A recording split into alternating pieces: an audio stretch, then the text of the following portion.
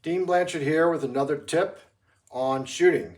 Remember to subscribe to my YouTube channel for more tips and tricks. Today we're talking about the elusive rabbit target. These targets are loved and hated. New shooters love them because they're kind of neat. You don't see them except on Sportingclays and 5-stand. Experienced shooters hate them because everything can go perfect, pull the trigger, and the target jumps. And they suck when that comes to that. So on rabbits, just like every other target, we have a hold point, we have a visual pickup point, and we have the trap. So, and you notice the line is squiggly because you can never tell what the target's going to do. It's going to bounce, it's going to roll flat. No two targets roll the same. So we got the good visual information with the hold point. We got to tell what the target's doing.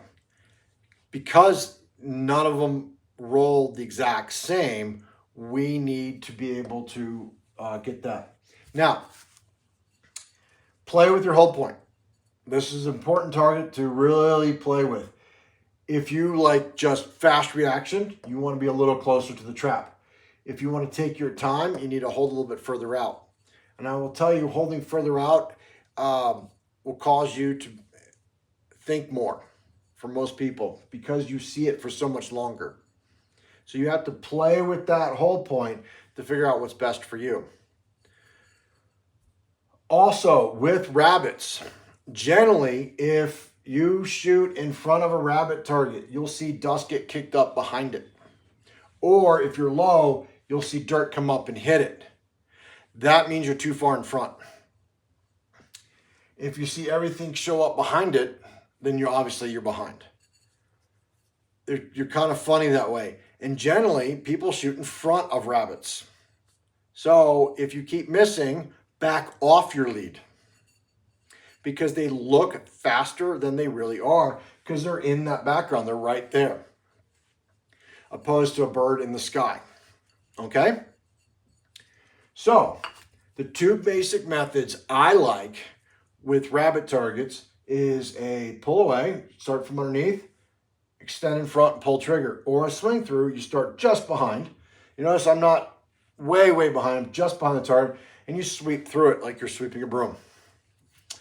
All right, so the reason why we do that is if the rabbit stays tight to the ground, we pull in front, wham, we break it.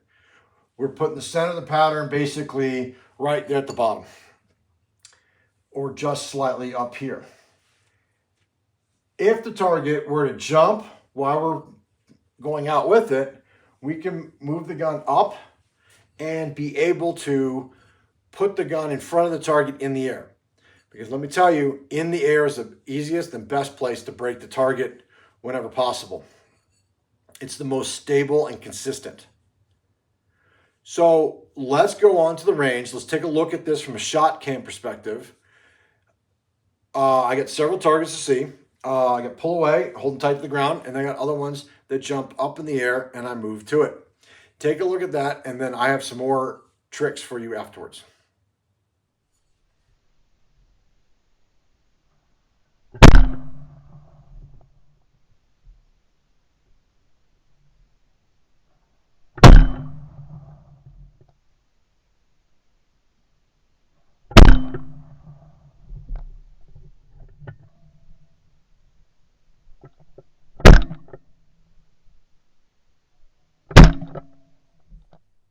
Okay, we're back from the range.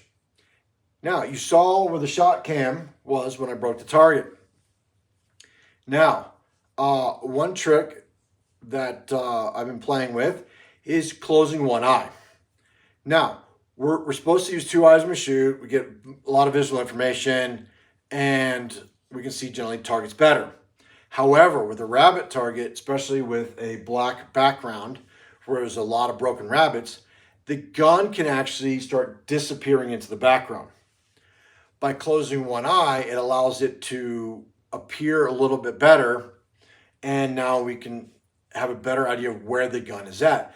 Because when we apply lead, our subconscious mind has to say, oh, that's right, that feels right, that looks right, and your subconscious is calculating that. If your subconscious can't see the gun very well, or not at all, how is it supposed to know where the gun is at and if that's the right amount of lead to pull the trigger? Remember, we're not using conscious mind, we're using subconscious. So by closing one eye, you can get a better visual.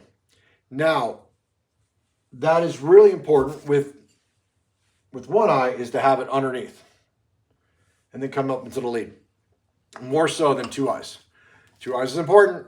One eye is definitely absolute. Try that if you're struggling on rabbits. Okay, and then this is what I showed you, is a crossing rabbit. Now, we have other rabbits too.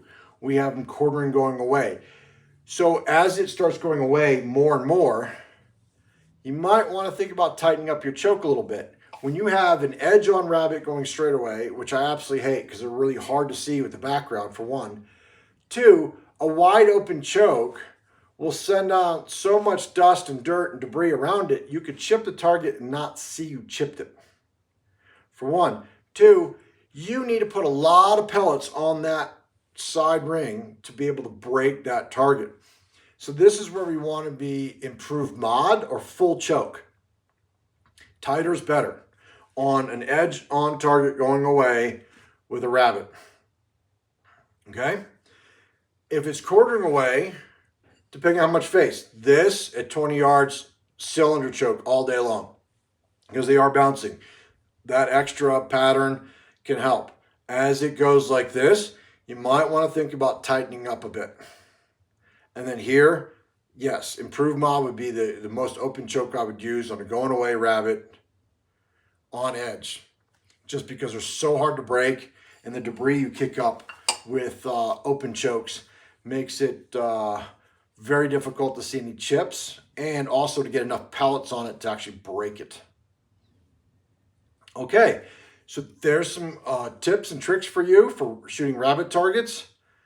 Remember to try anything you don't want to do it just one time and go, oh, I missed, or oh yeah, I hit it, it worked.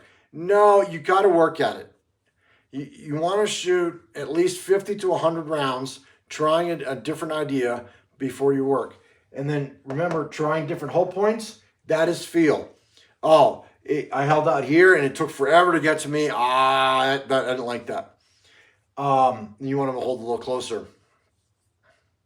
So play with your hold points, play with some strategies with a rabbit. Remember, they are going slower than they look, and every time they take a hop, they slow down even more.